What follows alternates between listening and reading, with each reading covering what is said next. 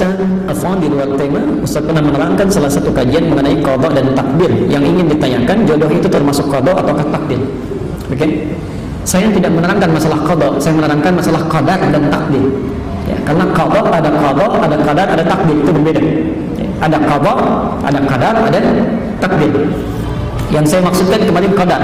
Qadar itu ketetapan yang telah diberikan oleh Allah sebelum kita terlahir ke muka bumi ini, ya, dan tidak bisa diintervensi, tidak akan berubah sampai kita wafat.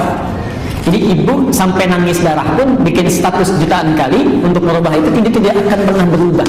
Ya, di antaranya ada dua, satu rizki, kedua ajal. Sedangkan takdir adalah ketetapan Allah yang dikukuhkan atas ikhtiar makhluk. Jadi ada usaha kita dulu, ya. Usaha baru Allah tetapkan. Ya. Di antaranya ada dua juga. Satu, perbuatan kita apakah baik atau buruk itu kembali pada ikhtiar kita. Misal adzan berkumandang Allahu Akbar, manusia bisa pilih mau ikut merespon suara adzan dengan sholat, itu kadar baiknya, ya silahkan, takdir baiknya Allah tetapkan pahala. Ya, laha ma kasabat. Tapi kalau dia memilih yang buruk, dia hindari adzan, dia kerjakan yang lain misalnya, atau bahkan maksiat, wa 'alaiha maktasabat, Allah tetapkan. Ya, nah, supaya manusia memilih yang baik, Allah turunkan hidayah, diberikan hidayah. Quran surah 29 ayat 69. Jodoh masuk yang mana? Jodoh masuk kepada takdir, ya, bukan kadar. Dia harus usaha dulu, usaha cari.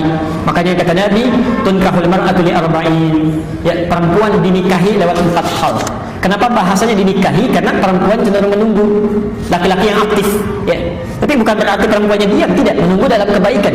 Jadi kalau ibu ingin mendapatkan misal anaknya calon yang saleh, anak perempuannya, maka perempuannya pun beramal yang saleh, ya. Rajin tahajud, salatnya yang bagus, baca Quran, dia mulai menghafal, maka Allah pun akan kirimkan orang yang baik. Itu usahanya, ya.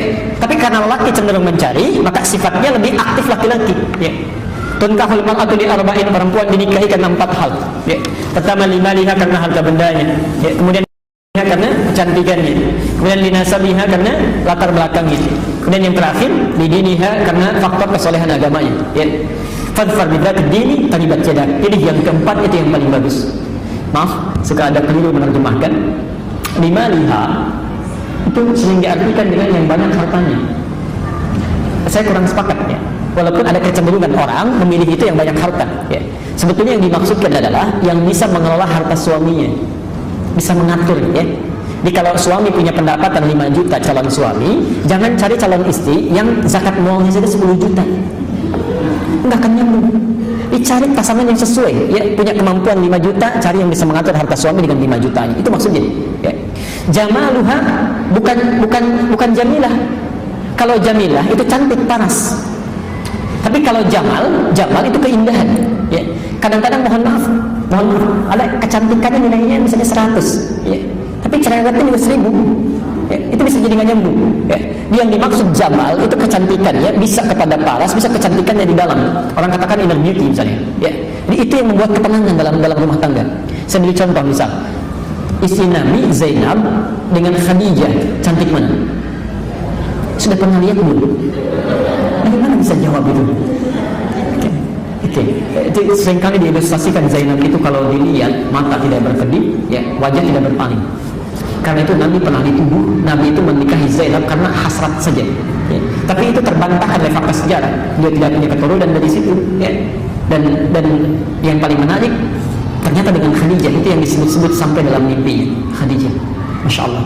Kenapa bisa disebut demikian? Jawabannya ada di Al-Bukhari nomor hadis yang keempat. Silahkan dicek itu. Silahkan dicek. Ada, ibu bapak bisa bayangkan, Nabi saat sedang gelisahnya, takutnya lihat Khadijah saja itu hilang setengah kegelisahan.